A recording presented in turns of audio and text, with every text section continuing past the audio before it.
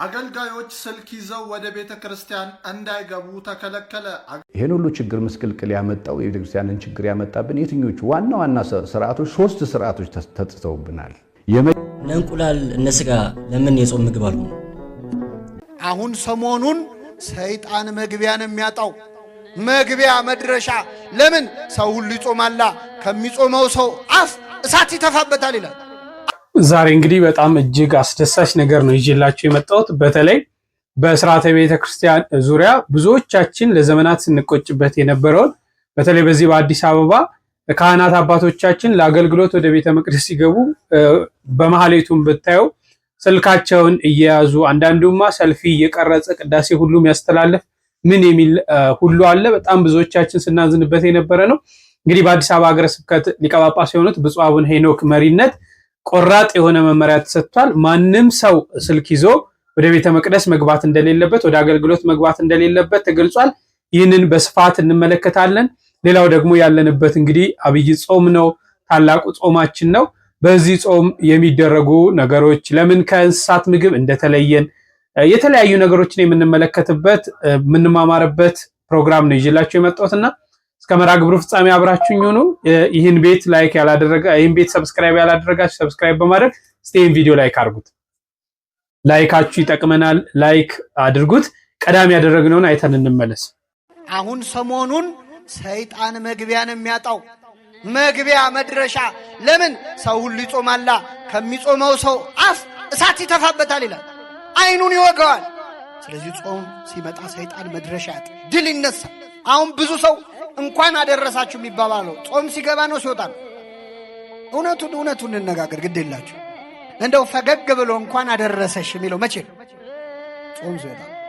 እንዲህ የመጨረሻዋን አጥንት ራሱ ይዘን እየጋጠን የግድ ነው የምንላቀቀው ጾሙ ሳይገባ ብለን።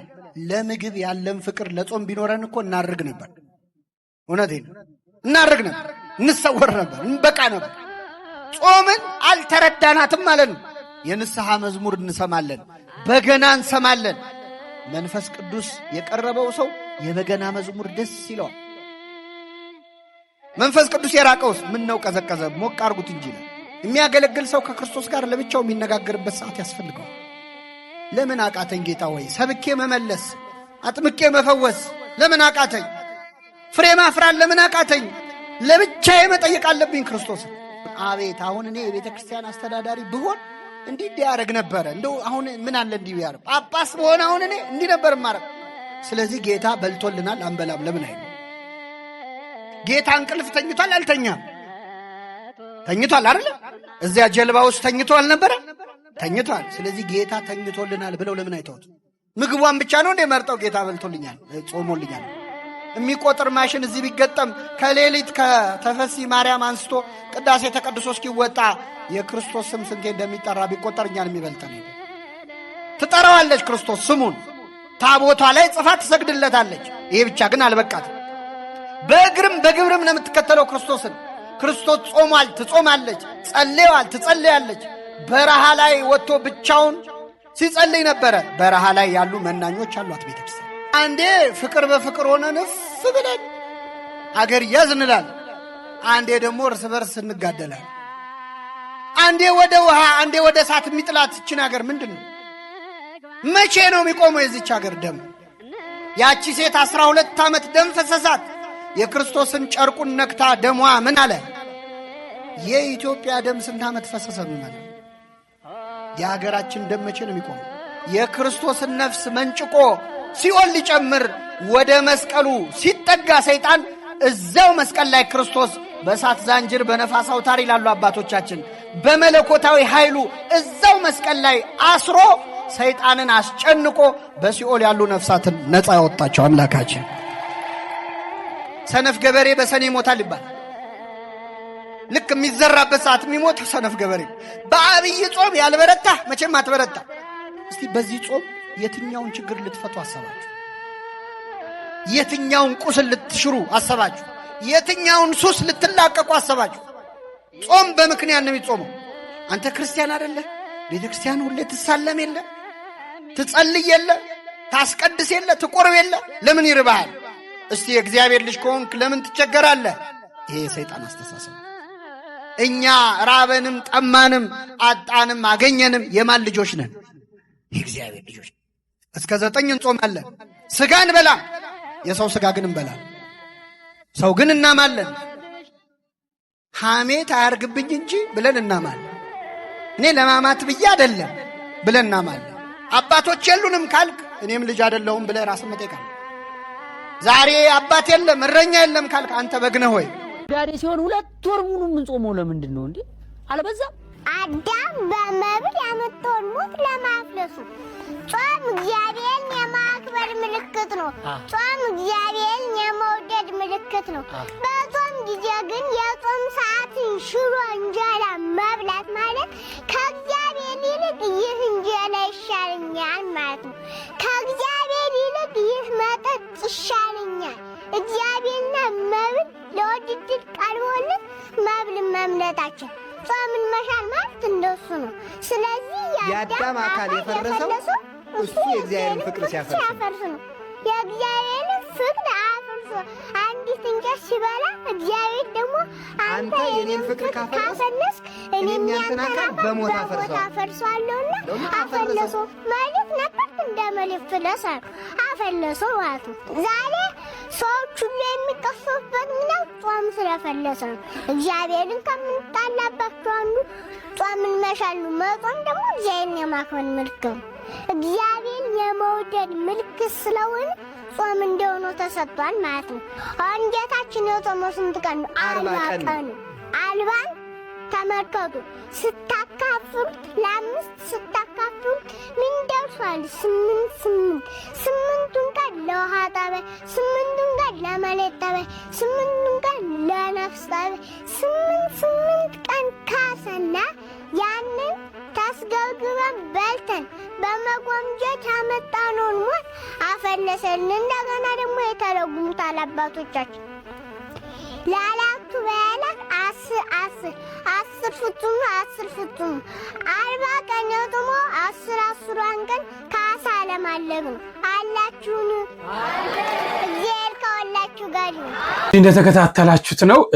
ሰሞኑን ያው መድረሻ ያጣል ነው በሚል እንግዲህ ሴጣን ጾም ላይ ነን፣ ሁላችንም ስግደት ላይ ነን፣ እናስጨንቀዋለን በሚል ነው መምራችን ያስተማሩን።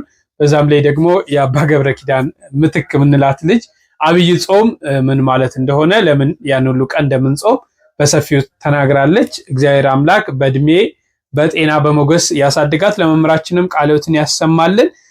እስቲ ለምንድን ነው ከእንስሳት ተዋጽኦስ የምንጾመው?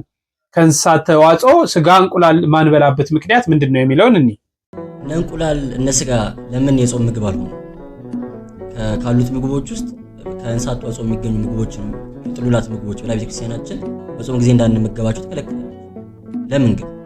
እንግዲህ ሳይንሱ እንደሚነግረን ከሆነ የእንቁላልን ያክል ወይም የስጋን ያክል ወይም ሌሎቹን የእንስሳት ተዋጽኦችን ያክል ለሰውነታችን ጥቅም የሚሰጡ ከእጽዋት የምናገኛቸው ምግቦች አሉ። ቤተክርስቲያን ለምንድን ነው እንስሳትን ብቻ ላይ የተከለከለችው የሚል ጥያቄ ከተነሳ ቤተክርስቲያን እንስሳትን ብቻ የከለከለችው ሁሉንም ምግብ መከልከል ስለማችል፣ እጽዋትንም እንስሳትንም አትብሉ መባል አንችልም። የሆነ ነገር የግድ መብላት ስላለብን ማለት ነው። ስለዚህ ቤተክርስቲያን ምንድነው የምታደርገው? ቢያንስ አንዱን የታወቀውን የበረታውን ከከለከለች በኋላ ሌላኛው ላይ ግን ጥንቃቄ እንድናደርግ ወይም ራሳችንን እንድንገዛ ኃላፊነቱን ስልጣኑን ለኛ ትሰጠናለች ማለት ነው። ይሄ ማለት እንስሳት ተከልክሏል ማለት እጽዋትን እንደፈለገን ደስ እንዳሰኘ መመገብ እንችላለን ማለት አይደለም። እርግጥ ነው እኛ ሀገር ላይ ጥሩ ምግብ የምንበላው እንደውም የጾም ጊዜ ነው አይደል? ምግብ በአይነቱ የሚሰራው የጾም ጊዜ ነው። ግን የጾም ሐሳቡ እንደዛ አይደለም፣ እቅዱ እንደዛ አይደለም።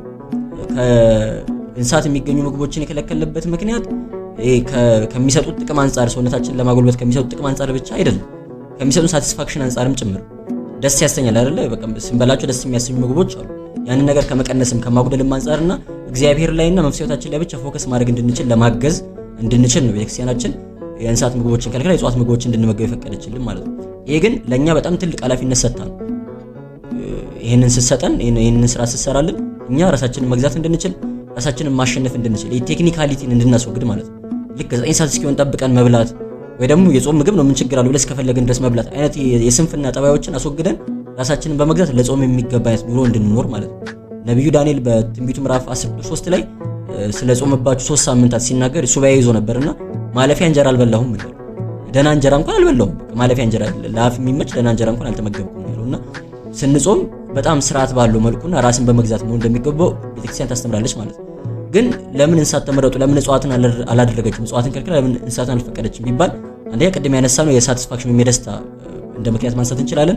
ሁለተኛ ደግሞ መጽሐፍ ቅዱሳዊ መሰረት አለው። አሁን የጠቀስነው የትንቢተ ዳንኤል ላይ ማለፊያ እንጀራ አልበላውም ካለ በኋላ ስጋ በአፌ አልገባም፣ ስጋ ቅቤ በአፌ አልገባም፣ ለ3 ሳምንታት ያክል ዘይትም አልተቀባውም ብሎ ሲናገር እናገኛለን።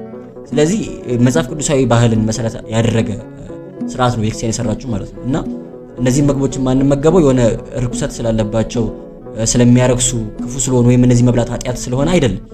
ይልቁንም ራስን መግዛትን ራስን ማሸነፍን ገንዘብ እንድናደርግና ጾሙ የእውነትም የምንጠቀምበት የምናተርፍበት ጾም መሆን እንዲችል ይህንን ስርዓት ቅድስት ቤተክርስቲያናችን ሰርታለች ማለት ነው።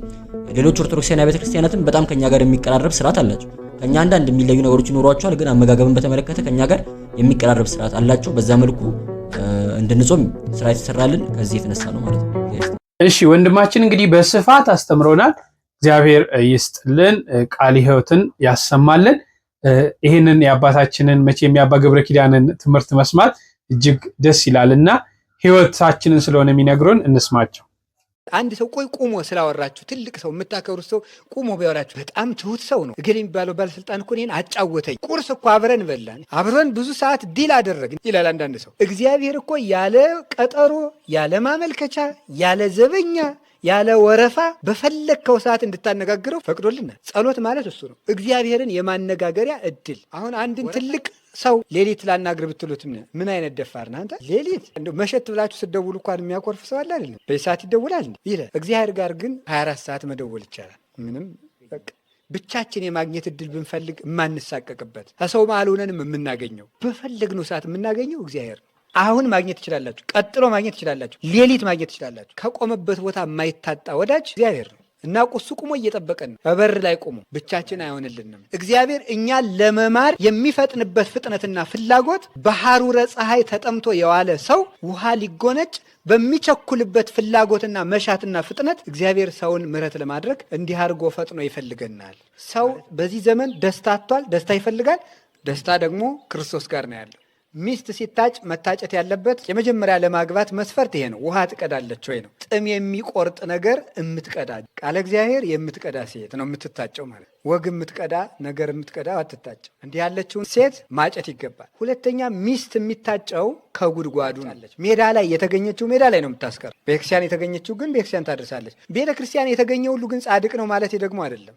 ቤተ ክርስቲያን እንደ ኖህ መርከብ ናት አይደል የሚባለው? የኖህ መርከብ ውስጥ ምን አለ? የሚበላ እንስሳም አለ፣ የሚባላም አለ። ተጠንቅቆ መምረጥ የራስ ድርሻ ነው። ሚስት ለማጨት ትዳር ለመመስረት ሃይማኖት የማይቀረውና ምርጫ የሌለው መስፈርት ነው። የተለያየ ሃይማኖት ያላቸው ሰዎች በአንድ ላይ በትዳር መኖር አይችሉም። በምድር ላይ በጣም ብዙ ሸክም የሆኑ ነገሮች አሉ፣ ግን ብቻችን አይሆንልን። ከክርስቶስ ተለይተን የምናመጣው ለውጥ፣ የምናንከባልለው ድንጋይ፣ የምንከፍተው የውሃ ጉድጓድ፣ የምናፈልቀው በጎ ነገር የለም። ቤተ ክርስቲያናችንም ሀገራችንም እኛም በግል ሕይወታችን የተጫነን ብዙ ሸክም አለ። ክርስቶስ ሲመጣ ብቻ ከሱ ጋር ሁነን ነው ሁሉን ነገር ማፍለቅም መጠጣትም ሸክሙን ማንከባለል የምንችለው። መልካም ነገርን ዛሬ ማድረግ ስንችል ነገ ማለት ከርሞ ማለት የሚቀጥለው ማለት ለበጎ ነገር መዘግየት ታላቅነትን ያሳጣል። እግዚአብሔር እድሜን እድል አድርጎ ነው የሰጠን። ፈጥነን ወደ እግዚአብሔር መመለስ አለብን። መታረቅ ካፈለጋችሁ ቶሎ አድርጉት። መጸለይ ከፈለጋችሁም ቶሎ አድርጉት። ማንበብ ከፈለጋችሁ ዛሬ ጀምራችሁ አንብቡ።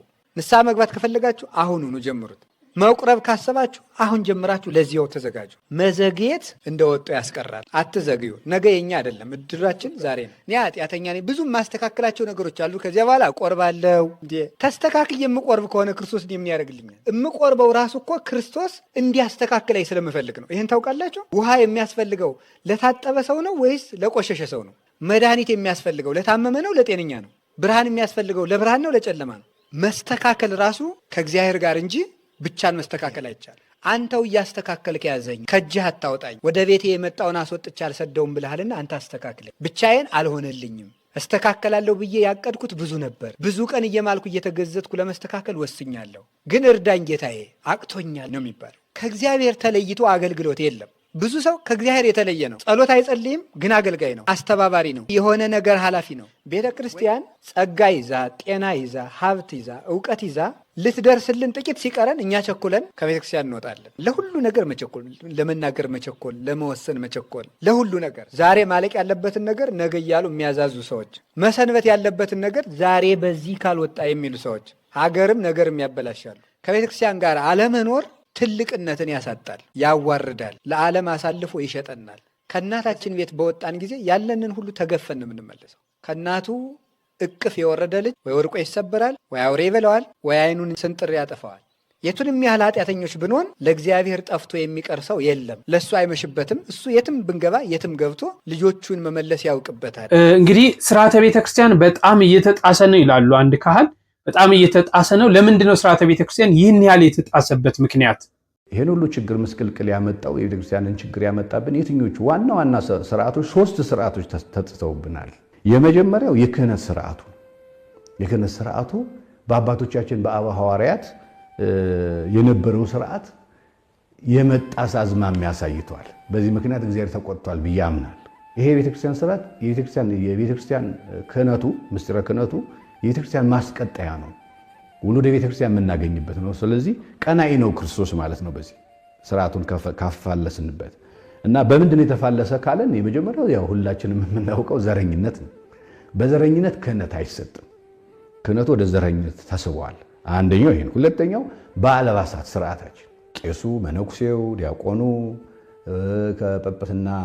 በጵጵስናም ደረጃ ስናየው ጳጳስ፣ ሊቀ ጳጳስ ይባላል እና አለባበሳችን ሁላችንም እንደው ገደል የገባበት ሁሉ በክብሩ የማይለብስበት ነገር ይታያል።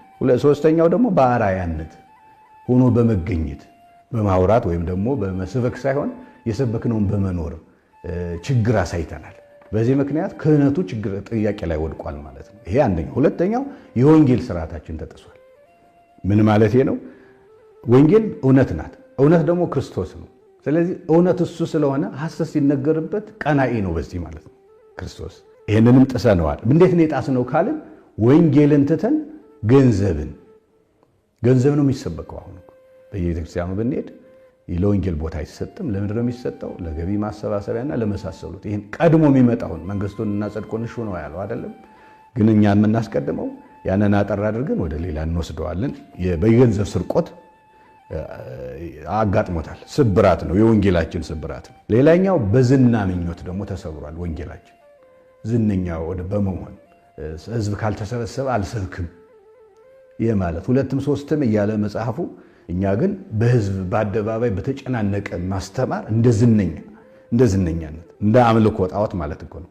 ይሄ ደግሞ እግዚአብሔርን አስቆጥቶታል ማለት የወንጌል ስርዓታችን ከስርዓት ወጥቷል። ሶስተኛው የቅዳሴ ስርዓታችን ዋናውና መሰረታዊ፣ ያው እንደምናውቀው ክህነት እንወስዳለን። ክህነት ከወሰድን በኋላ ማስተማር ነው። ካስተማራችሁ በኋላ ደግሞ ምንድነው? አጥምቃችሁ አቁርቧቸው። መደምደሚያው ቅዳሴ ነው። የቅዳሴ ስርዓታችን ምን ላይ ነው ያለው የሚለውን ደግሞ ብናይ አሁንም ደግሞ በጣም ችግር ላይ ነው ያለ ነው ማለት ነው። ተሰብሯል። መስቀል ላይ መስዋዕቱ ሆኖበታልና መስዋዕቱ ክርስቶስ የሚሰዋበት ስርዓተ ቅዳሴው ከተቆነጻጸለ አሁንም በዚህ ስብራት አጋጥመናል ማለት። እነዚህ 3 መሰረታዊ ነገሮች ጎሎናል። ዮሐንስ አፈወርቅ ምንድን ነው የሚለው? ክህነት ካህን ሰው ሲወድቅ ስለ ክህነቱ አይደለም የሚታሰበው፣ ከዛ ባሻገር ይላል። ከዛ ባሻገር የእሱ መውደቅ የሌሎቹ መንኮታኮት ነው። እንግዲህ እንደሰማችሁት ነው። በግልጽ ነው ሲናገሩ የነበሩት። እግዚአብሔር የሚወደውና እግዚአብሔር የማይወደውን ነገር በስፋት ገልጸዋል። ለአባታችን እግዚአብሔር አምላክ እድሜ ጤና ይስጥልን። ደስ የሚል ነገር ሰምተናል። ይህንን ደግሞ ተከታተሉት። አገልጋዮች ስልክ ይዘው ወደ ቤተ ክርስቲያን እንዳይገቡ ተከለከለ። አገልጋዮች በቅዳሴ ሰዓትም ሆነ በመንፈሳዊ አገልግሎት ላይ ስልክ መያዝ መከልከሉ አዲስ አበባ ሀገረ ስብከት አሳውቋል። እጅግ አስደሳች ነገር ተሰምቷል። አገልጋዮች በቅዳሴና ሌሎች መንፈሳዊ አገልግሎት ሰዓት ላይ ሞባይል ስልክ ይዘው ወደ ቤተ ክርስቲያን እንዳይገቡ መከልከሉን የአዲስ አበባ ሀገረ ስብከት አስታውቋል ማለት ነው። በደንብ ኮፒ ሊንክና ሼር እያደረጋችሁ ለብዙዎች አዳርሱ። በኦርቶዶክሳዊት ቤተ ክርስቲያን እምነትና ስርዓት መሰረት ቅዳሴ የሁሉም ጸሎት ማጠናቀቂያ፣ ቀራኒዮ ላይ የምንገኝበት፣ የበጉ ሰርግ ላይ የምንታደምበት የጌታችን የአምላካችን የኢየሱስ ክርስቶስን ቅዱስ ሥጋውና ክቡር ደሙንም በአንድነት ለኃጥአን ስርየት ለነፍስም ሕይወት ለሃይማኖት ጽናትና ለመንግስተ ሰማያት መውረሻ ይሆን ዘንድ የምንቀበልበት የምንታደምበት ታላቅ የጸሎት ሰዓት እንደሆነ ይታወቃል። እንግዲህ ይህም በመሆኑ አላስፈላጊ የእጅ ስልክ አጠቃቀም ጎለጎታን ከሚያስረሱ በረከትን ከሚያሳጡና ጸጋን ከሚያስወስዱ ድርጊቶች መካከል አንዱ በመሆኑ እንደተከለከለ ተገልጿል ማለት ነው። ይህንንም መመሪያ እንዲያስፈጽሙ ደግሞ የአድባራቱና የገዳማቱ አስተዳዳሪዎች ደብዳቤ ደርሷቸዋል ማለት ነው። እጅግ ደስ የሚል ነገር ነው። በርካታ በጣም አሳዛኝ ነገሮችን ስንመለከት በዚህ ጉዳይ ከርመናል። አሁን ግን ማንኛውም አገልግሎት ላይ ስልክ ይዞ መገኘት እንደተከለከለ ሰምተናል። በጣም ደስ ይላል። ለብዙዎች እንዲደርስ ኮፒ ሊንክ እና ሼር አድርጉት።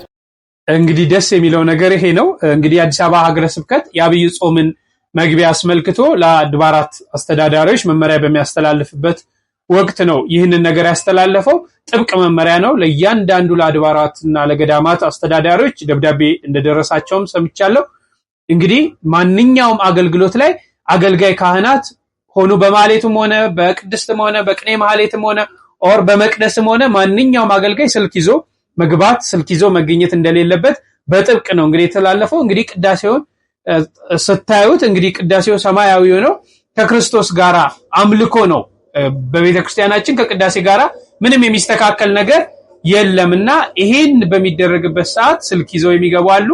ይሄ ነገር እንግዲህ ታግዷል፣ ጭራሽ አይቻልም ተብሏል። እንግዲህ ለፍጻሜው ያብቃልን፣ አገልግሎታችንም ተቀባይነት እንዲያገኛው። በዚህ ዘመን ስልክ መጥፎ ነገር እያሳየን ስለሆነ ደስ የሚል ውሳኔ ተወስኗልና ለብፁዕ አባታችን ለአቡነ ሄኖክ እግዚአብሔር አምላክ ረጅም ዕድሜ ይስጥልን፣ የብፁዕነታቸው በረከትም ይድረሰን። ያው እሳቸው ናቸው ይህን መመሪያ ያስተላለፉት ማለት ነው።